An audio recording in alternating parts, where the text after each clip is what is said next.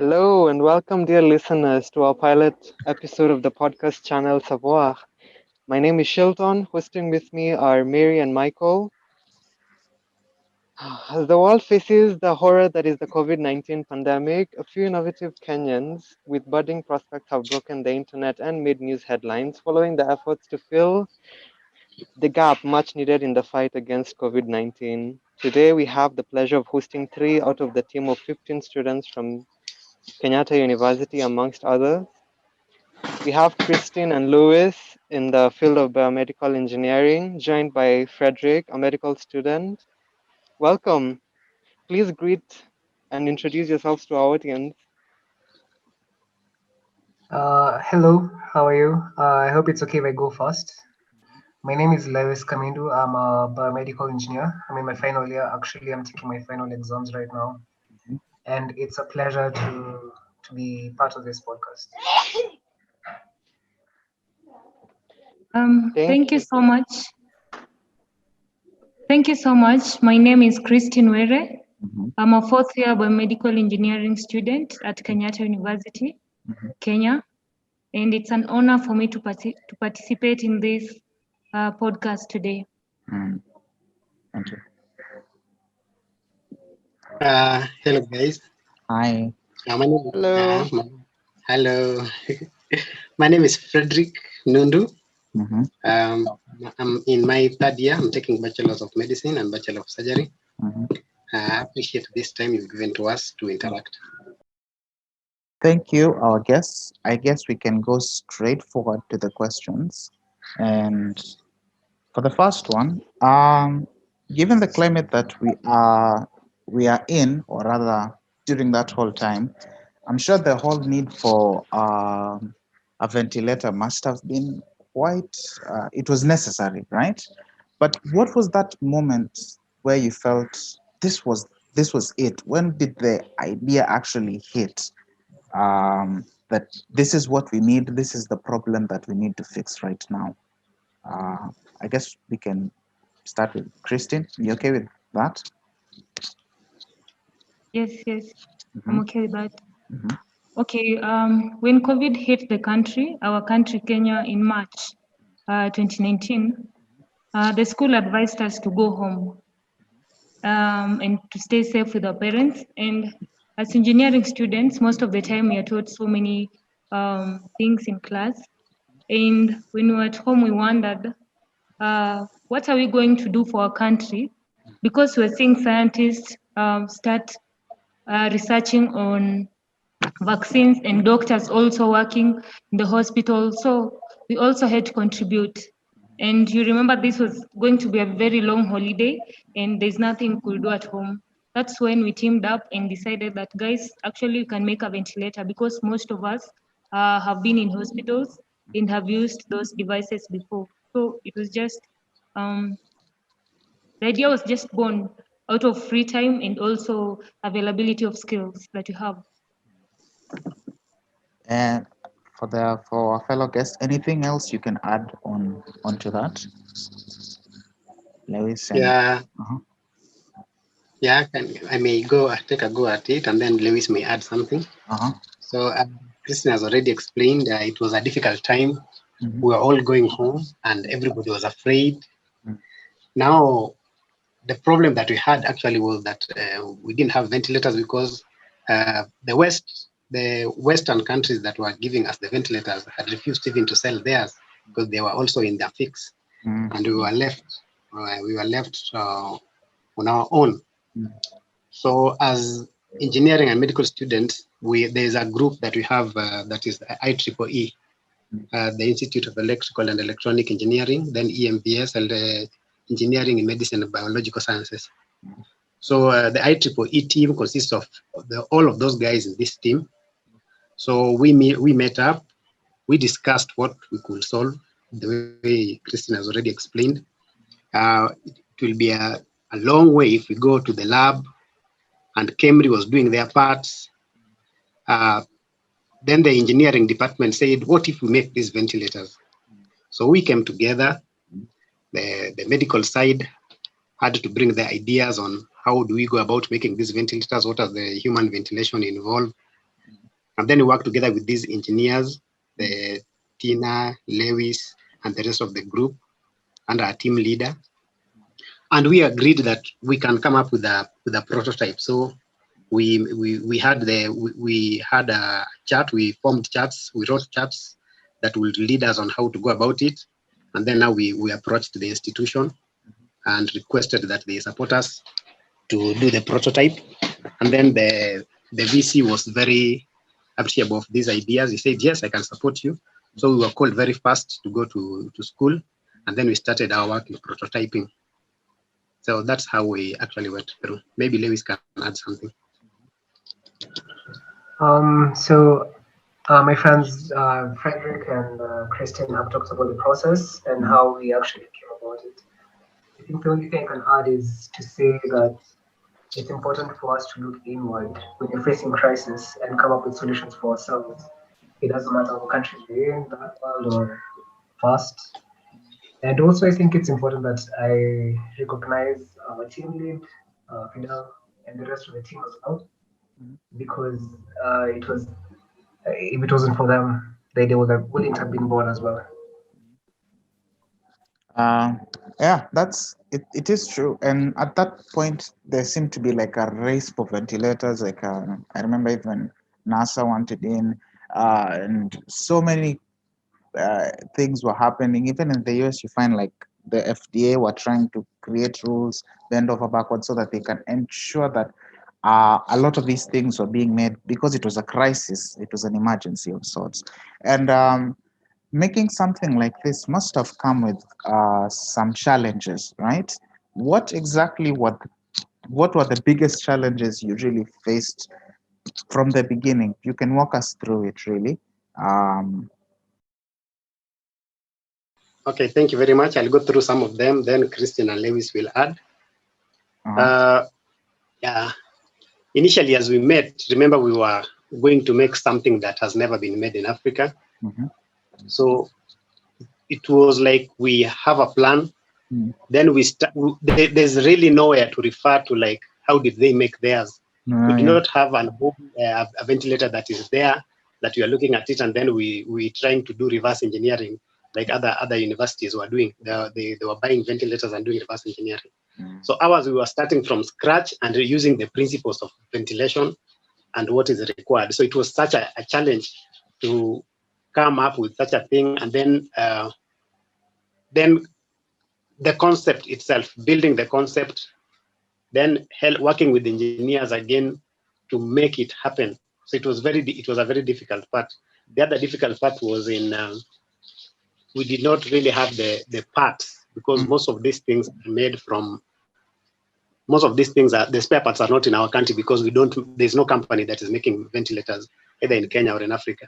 So getting spare parts was really a difficult part, getting the parts to put together.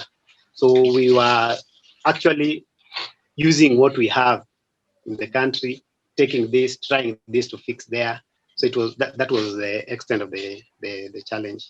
And then the knowledge, according to the scope of making a ventilator is high level of learning.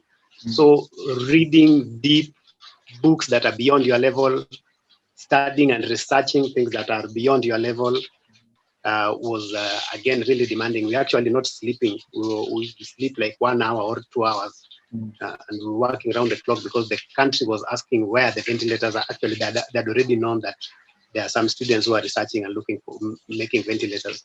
So everybody's eyes was on us, and that's why it was that tough. So maybe Lewis Just a follow-up question. Yeah. To Frederick, you mentioned something about engineering and medicine and biological sciences. So what exactly was the team doing, or what exactly does that team entail, and how do you go about your activities? Okay, the teams, there were actually different teams.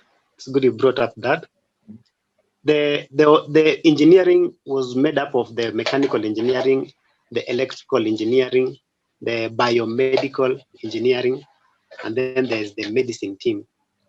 So the electrical team was mainly involved in the electrical transmissions of how the machine has electrical component. So you come up with a formula or a way in which it will make the information that you want to achieve, let it be transmitted electrically.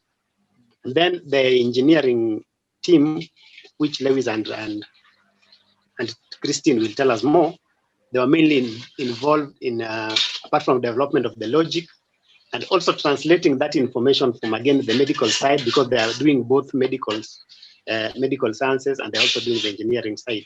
Mm. So working again together with the electrical team and the mechanical team. And then the mechanical team was mainly involved with assembly and all things that pertains the mechanics. Then the medical team itself, they were involved in the medical physiology, the physiology of ventilation, the parameters that are required to make sure that this thing is safe, and it actually simulates what a human being does within the tight limits that are required, because a human being is not like a human being is a very sensitive, not like any other animal. There's no chance for there's always no second chance. So coming up with, again, explaining this, working together with the engineering team to come up with the logic on how this machine is going to work. So mainly those were the areas, but the engineers can also say more on their side. Christine. Thank you so much. Just to add on what Fred has said about the challenges that we went through. From my side, I think one of the major challenges was acquiring fabricated parts. Normally in Kenya or in other African countries, we are used to importing these parts like printed circuit boards. And in this situation, we had to make ours. And I remember us spending sleepless nights designing and also looking for local fabricators. And luckily, throughout the process, we managed to get local fabricators. And I'm sure right now they have improved on their services because of the project or the onset of the problem. And also to add on what he said about research, we did lots of research day and night to ensure that our device could match the standards of other devices worldwide. That's nice. Lewis, do you have anything to add? Yeah, I guess I can add to that. It was the first of its kind ventilator that we had ever decided to give us ourselves a challenge. And yes, most of the time we found ourselves having to make our own algorithms to calculate parameters. And this was us, and we. I hope I'm clear. Can I be heard? Yes. Okay, yeah. So this is some of the technical challenges we faced, but more than that, there were also other types of challenges, psychological challenges. You remember, this is a period where we were in a pandemic, and we had to stay. We weren't interacting with family and friends for a very long period of time, about 9 months or so. We were interacting with family, friends, we were designing and coming up with a ventilator. And also we had to interact with several teams, engineering, medicine. Most of the times we had worked with amongst ourselves as engineers, groups, but we hadn't really interacted in a group where there were several skill sets. So that was also new to us, and we had to adjust to a lot of things. And looking on the psychological aspects, as you've mentioned, did you find the whole process stressful? Because right now, as you speak, we can see that probably there is like a lot more hope than there was at the time. It was a novel virus, and we are working with a pandemic that's it was not seen before in a while. It's been a while since we had something like this. Did it add on to the pressure of we have to get this done as soon as possible, or we just did you feel any sort of pressure going into the whole project? Maybe you can start with Frederick, I guess. Thank you, Caesar. Is it Caesar? Yes. Did I get your name? Caesar. Okay, thank you. So I think I'll take that. Generally, as you said it, right, there was pressure from all over. The pressure and stress they were all together because one, the country is waiting on ventilators. Mm. And we don't know even at home how will our parents fare, how will our siblings fare. Mm-hmm. And this one is a machine that you are making for the first time. Mm-hmm. It's likely, in case by bad luck, Mm-hmm. one of us gets it or one of our relatives gets it, they are going to use this machine. Mm-hmm. So the pressure here is, one, it has to be really high quality, such that the way we were talking together as a team and encouraging each other, that this, we must make something that's going to near perfection, because this is something that's going to be used on you and also on me. That by bad luck, because this pandemic, nobody used to know, at least now it is easy. At that time, there was fear. It could catch anybody, even one of us. So if it is going to be useful, then I could be the one who is going to use this machine. So you had to come in and bring in perfection. But again, the other fear of, how are people at home anyway? Could one of them or two of them could contact it? How will it go down and then mess up the whole family? And then the pressure again from the environment. The government, it was always sending emissaries to ask, how far are you? How far are you? How far are you? So it was really a stressful moment. The other stressful moment was coming with during the validation, during the certification. You see, this ventilator was not just something pumping. It was supposed to work within specific parameters that are universal and are fitting in the human physiology. Things like, I will just say a few terms, which it will not be right to say here, but I have to say them.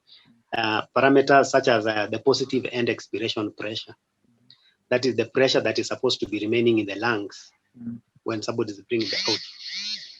Things like the safety precautions that the machine is supposed to have in case there's failure.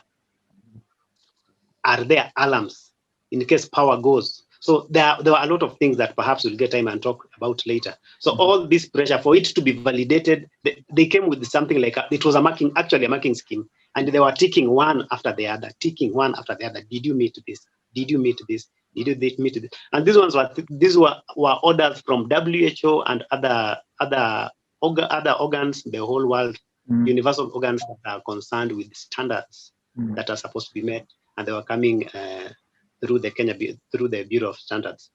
So all those things amounted to stress amongst ourselves, and I can tell it was a difficult moment, but we appreciate how far we are here now. Maybe my fellow friends can take over again. Perhaps one of you could elaborate on the requirements that were set for you to meet. Christy? Okay, thank you. So on requirements, there are things called ISO standards, and we have ISO standards in various fields. Even the medical field has ISO standards. That is international standardization. In our case, we had so many standards. For example, there are standards for electrical equipment, that each and every equipment that is using electricity must obey. There are standards for materials that you use. They shouldn't be toxic to the human body. There are other standards for pneumatic systems, the amounts of pressure that your device should be reading, the volumes that you should read at a given pressure. There are also standards for what you should display for the doctor and how the display should look. So there are so many standards. In all the design processes, a ventilator has various parts. We have the mechanical side, we have the electrical. In the electrical side, you'll have standards on the electronics, that is the small devices that you used on the boards, and you'll also have standards for the software applications, because this is an instrument that it's actually run by software. So you also have standards in the software, and you have standards for the small electric components, the electronics that you use. On the mechanical side, there are standards for the designs. There are specific measurements for each and every outlet on a ventilator. The specific measurements for each filter, the specific measurement for each pipe that you use inside, the specific material that you should use that is very biocompatible to human beings. Apart from that, on the mechanical side also, on pressures I mentioned, the pneumatics, the specific valves that you must use, and their readings and recordings must be the same. Because you want, if I set this pressure, then I should get this volume. If I set this pressure on this other ventilator, I should get the same volume. And if you don't follow all these standards, then you'll get mixed results. So there were a bunch of standards that you had to go through and just make sure that each and every one of them was in line with our design. Lewis, do you have anything to add? I think I'll just add about the all the challenges, the stresses that we faced. At least the school was able to provide us with to connect us with our psychology department, and we had someone to help us through the. Oh, okay, fine. I did want to ask, what about the finance side of things? Did you face One any? moment, Sorry. Okay. perhaps before you carry on, Caesar. There's something I wanted to probably just shoot out there at Christine. Perhaps she could elaborate, at least for our lay people, the layman's language, at least for our viewers who will be tuning in, by what pneumatic means. I suppose that would be appropriate. Okay, pneumatic means any system that is dealing with air pressures. Oh, okay, that's fine. So as I was asking, what about the finance side of things? Did you face any sort of, because I hear you have been talking about basically raw materials that you could not get within even Africa. Did that affect the type of the amount of cost that would go into the prototype and maybe subsequent manufacturing of others should the prototype work? I guess, Frederick, I guess. Was there any? If there is none, it's okay. We can move on to the next question. Oh, thank you for that. About getting the raw materials and the finances, we appreciate Kenyatta University administration came out very strongly with this. Remember, this was a period where if you wanted, for example, one of those, the pipes that were needed, or one of the drills that were needed, or any of those technical materials that were needed, perhaps you when you checked through the internet, you could find that there's one part in a shop in Eldoret. And remember that time there was these people who are supposed to be in those containment measures. People were supposed to be in Nairobi, were not supposed to leave. So the university came out very strongly. They could write letters that would allow us to go through the borders to go and look for some of these materials to come and use. And in terms of finance, the university came out very strongly again. They were ready. They asked us if there's anything that we need, any support that we need. And even the Kenya government, because they were working together with the national government, State House was very aware, and they were there making phone calls every day to know about the progress. So generally, we were receiving adequate support in terms of infrastructure, in terms of materials, books that we need, and even the mentorship. This one I was supposed also to mention, I forgot. We had mentors actually. We had professional lecturers who are actually professionals in engineering department and all the engineering department, both electrical, mechanical, and biomedical sciences. We also had a consultant doctor who specializes in ventilation. We also had a PhD nurse who also is highly trained and is practicing in intensive care unit. So we were not building something out of the bush or out of this world. We were building something that is actually, everybody knows how it is working. And if there's something you need to ask, we will consult with them, we'll ask them. And they were really helpful with the resources because they are also exposed. They have gone out country, they have seen, so they could give you videos of other ventilators, how they are working and everything. So generally, I will say the support that we got was immense, and we really appreciate that. Anything else that can? Sorry. Just a follow-up question. Yes. we're seeing different disciplines in coming together and interacting in order to develop this product. So who facilitated this, who put this together? Okay, Lewis, perhaps we could take through that and then I may add. During the idea's inception, as we said in the beginning, the school was approached, and through Chandaria Innovation Center, we were hosted, and a committee was overseeing the whole idea coming into play. And the same committee saw fit to include other skill sets into the group. Initially, they were just engineers, biomedical, electrical, mechanical, and one civil engineer who was actually doing programming. So they saw the need of adding the other skill sets, which is very important. So they added the nursing department, pharmacy, medicine. Yeah. Uh, Yeah, so generally the school was very much involved in instrumenting the togetherness, the building the team, the supporting team, both in terms of those who are helping us, the mentors, and even the students themselves, the support. Together, it was all engineered through the school. But remember, the students again themselves, who are not strangers to each other, have just mentioned earlier. We are all members of IEEE, which is actually is a society is an institute of electrical and electronic engineering. It's universal, and then there's the IEEE in Kenya, and then there's another IEEE branch that is in KU chapter.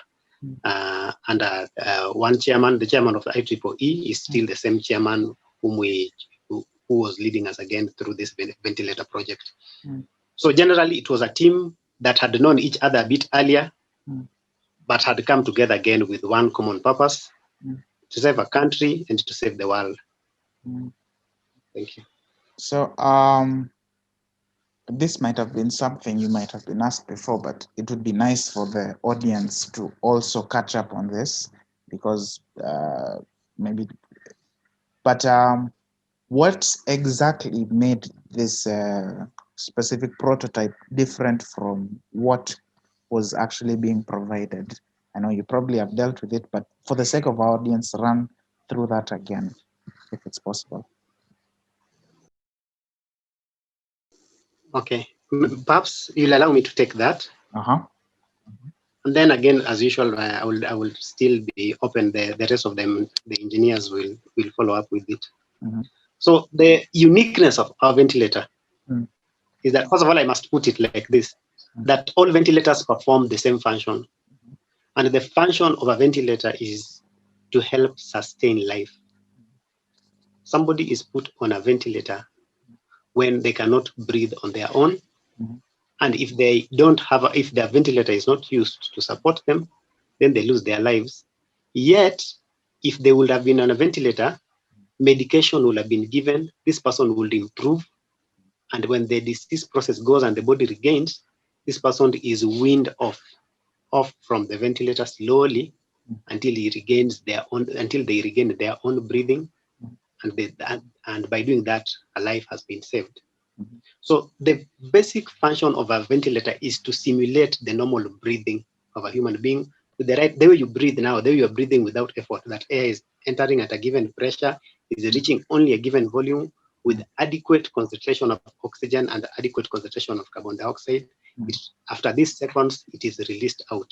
That is what the ventilator does. So all ventilators in the world are supposed to perform the function of sustaining life when an individual cannot breathe for themselves during disease. So that is what our ventilator was supposed to meet. But the uniqueness, why is it being celebrated as an innovation? Because we were not basing it on any other formula that exists. We came together and we drew a plan on our own that let it work like this, let us use this. And we did experiments. We did experiments. Some of them were blowing up during all that time. Some of them were blowing, some were not working. And we were doing the mathematics ourselves, the calculations, because you don't just put pipes together and put the pressures across things. They must obey laws of physics, laws of the engineering laws, the laws of physiology, laws of mathematics must all be obeyed. And we're using all those calculations and all the laws. So the uniqueness here is that it is talent, something coming from our own. We are not basing it on anybody's machine. And that is why it is even highly sought after, because they're wondering, how comes you're using such a machine? We could make such a machine on our own without referring and make it that cheap, because ventilators are very expensive. True, very So true. generally, that's what I can say here. That's what I can say. And then the fact that it is the first one in Africa, and it's the first one in Africa, that's also what makes it again unique. Indeed. Yeah. Perhaps if anyone, Christine, Lewis, do you have anything to add? I guess we can move on to the next question. If not, what do you think what are the lessons you learned from this? I'm sure this whole process must have come up with a lot of new lessons that you ended up learning. Okay. From the academics point of view, interacting with intellectuals like me and other engineers, doctors, it was a very informative period. I actually got to learn so many things that I didn't know. That is in the academics. Apart from that, also psychology. I learned how to deal with team. I learned how to handle team dynamics. I learned how to manage a team, how to make sure that everyone is working at their optimal conditions. And I also learned how to be psychologically fit. This was a big project and we had so much responsibilities on us. So you had to manage yourself personally to be okay mentally before you can even deliver. So that was also part of my learning. And I also learned the importance of innovation and the importance of using your skills to serve humanity. Because when we started the project, we didn't know we'll actually reach this level. We're just in a WhatsApp group. Then one of us said, our team leader, Fidel Makatia, said, guys, we are at home. Why can't we make something? I'm seeing other scientists work. Then we agreed, let's do it, by the way. So we didn't know it will get this big. From that, I learned how to take up challenges. If you see any challenge or any problem that you can solve in the society, you don't let it go. Just try your best and deliver. I can say that's it from my side. Yeah. Nice. Anyone else has anything to add? For me, I think, apart from the technical things that we learned, because we actually exposed ourselves to doing a lot, and usually the best way of learning things is by doing. So there's so many technical things that we learned from an engineering perspective, even in the other teams that we interacted with. There's so many things we learned from Frederick, from the nurse in the team, the pharmacist in the team, and all the other engineering disciplines in the team. We learned so much from each other. And also on the same note, I learned a lot about teamwork. Sometimes we think that we can take on projects on our own and be able to achieve them, but you become more efficient and you're able to achieve your goal better if you're able to incorporate a team and work together. The other thing I learned was, what Christian said. Use your skills or your technical abilities for humanity's sake.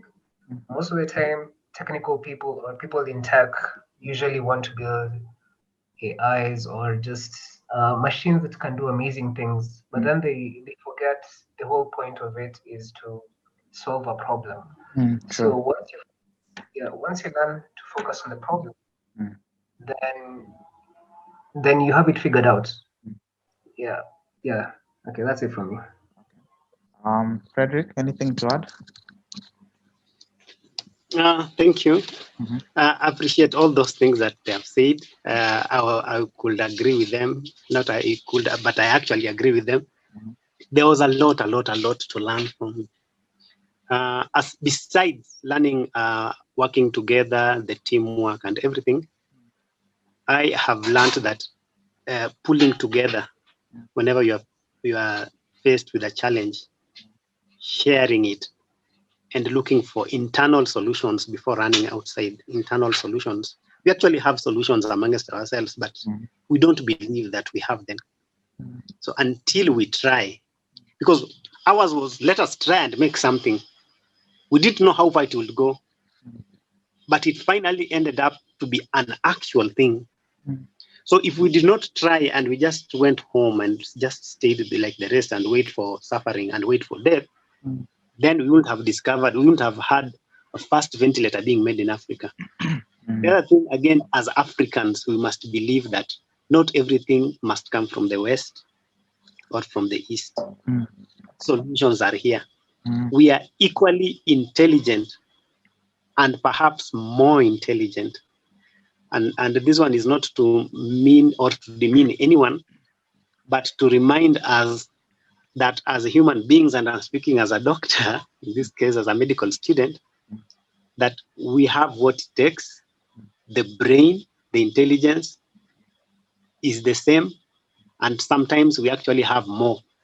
So if we can use what we have, expose ourselves, just get content, get knowledge from the internet, from schools and everything, and try an extra step outside the normal to solve a problem, then we can actually, this one was a big lesson to me. This one was a big lesson because when I see around in the past, and with our invention, we realized that now there was an avalanche of other innovations that were coming up. People were making beds now, beds that we used to import.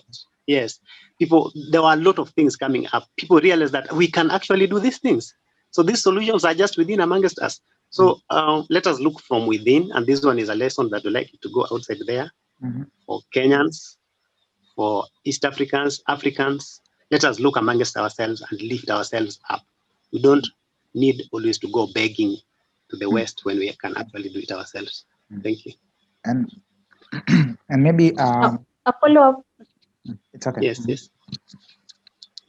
Or just a follow-up question to Frederick. Now that you have a functional prototype, do you have any plans to mass produce for the hospitals, to not only supply the hospitals in our country, but maybe perhaps our neighboring countries also? Thank you very much. Now that plan is in the pipeline. Actually, after prototyping, we went ahead now to produce the ventilator. The prototype is the one that we did in the first weeks. We proved the concept, we proved this is the way it was done, the one that you saw that was all over the media. Then after that, now we went ahead to produce now the real project. It was now a smaller version. It was more efficient. It had a better UI, better user interface. It has better features. It had security features. It had everything that is needed in a ventilator. The initial one did not really have so many. It was proving the concept. But now after the prototype, we went ahead and actually made one. Now these other ones that are coming out that are at the hospital stage now, the validation stage, after going through this and being certified and be allowed to produce, then the university has already shared with us the vision that we have is to mass produce. Let Africa know about our ventilators. Let it go and help Africans. Let it go and help even other countries outside Africa, Europe, China, everywhere.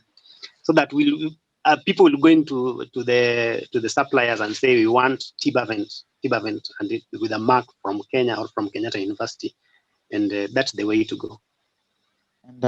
And another follow-up question, which is that given that you had faced this very extreme conditions, if you are in a position to face something similar, not necessarily a pandemic, but something that requires results just as quickly, would you be more comfortable to handle the pressure this time? Yeah, I'll answer this on my side, and then I will also allow my teammates to go ahead and also answer on their side. Where I stand, having been exposed to the first pandemic and we reacted that way, this time we are more sensitized and more willing, so that in case there's a problem, the brains are sharper. I'm more confident now that it can never be. The first one was more difficult because we had never done anything. But this time I'm more daring. I'm bracing for any challenge to come, and I believe we can take it. So as a team, I believe we can still do it. Maybe I can Lewis and Christine can explain their side. For me, the answer to that is definitely yes. Now, if a challenge is to come, then we are automatically we know that our first reaction to it is to look for a solution. It's already been we've already been accustomed to that, and now we know that we can work under pressure, work in a challenging situation to come up with solutions for problems.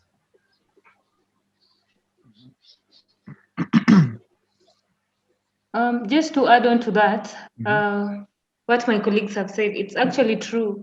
We learn from experience, and right now we've gained muscles to work in such conditions. And from my side, I think I'm more than ready to handle any other project or any other thing to do with a stressful environment, considering the fact that I have really, really picked so much for myself from this experience. Wonderful. We have now two final questions as we're winding up. I'll go pretty quickly on them. The first one is, there'll obviously be other students who think this is an impossible thing. We honestly can't do exactly the similar thing. What sort of advice would you give to people who might not want to take challenges like you in future? What exactly advice would you offer to them? Thank you. So for students who are faced with the problems and perhaps they don't believe, should just know that we learn from the environment. And the first thing that comes first, that you must believe in yourself, that you can do something. Because if you don't believe in yourself, then nobody else can. Of course, your parent could be believing in yourself, your siblings could be, but you have to believe first. So if you believe that you can try, you can take up this challenge and do it, then that's where everything begins. You'll never know how good you are until you try. Perhaps you could do something better than what we did by first trying. You could be a genius, but a genius is nothing if he has not tried. So you must go ahead and make the first step, give it a trial, and then things will open up. One thing leads to the next, and the next leads to the next. So that's what I can tell somebody who has self-doubt or feels that whatever we did perhaps is too big or too much, that you just need to try, and perhaps you could actually better what we have done. Thank you. For me, maybe I'd answer it at a very personal level. My participation in the project has really encouraged and motivated my classmates. Before I joined this call, I was from a project presentation for classwork, and most of my friends have built robust projects. They have robust ideas simply because they saw that anything you think of, as long as it's solving a problem in the society, you can tackle. And from my side, it's been a positive experience, and it has really motivated my friends. And I think that should go to each and every student outside there who has been able to watch us or see us doing this thing. They should be motivated. And one thing, they should just start. They should take the first step and enrich themselves with the right skills. And then the rest will fall in place. And they should always take up any opportunity or any challenge that they come across. I think mine is just to reiterate what my fans have said. If you face, sometimes some challenges might seem very big, but I think the way to go about those challenges is to just take the first step. Just start. Start, and then remember that you're not alone. And don't be afraid to ask for help, to ask for collaboration from friends and from institutions. Don't be afraid to approach them. But the important bit is to take that first step. Yeah. All right. And today's final question, I guess, unless perhaps there'll be a follow up, is what do you think? Do you believe this spells out a hopeful future for African innovation? Do you think we'll be seeing more of this as time goes by? That we are going to make more in house solutions rather than seeking aid from the West or the East? Uh, we can start with it, I guess. Hello there. So Uh-huh. I feel there'll be more things coming.